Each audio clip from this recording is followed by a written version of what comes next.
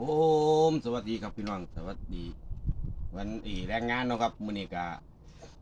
ได้เครื่องในงัวเนาะครับได้ต้มเครื่องในงัวแล้วก็แก้วขมๆนะพี่น้องมากินข้าวน้ำกันเฮามื้อนี้มาครับมาชิมแก้วขมๆก่อน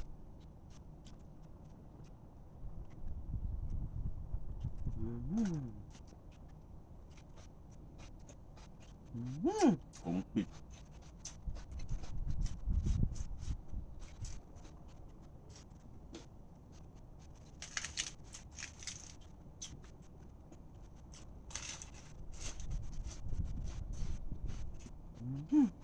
มาแล้วพี่น้องมาแล้วขมกันผมทำน้ำ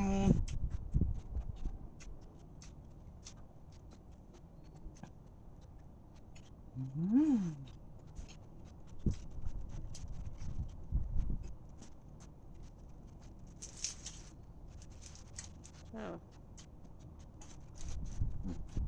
พอหรือเปล่า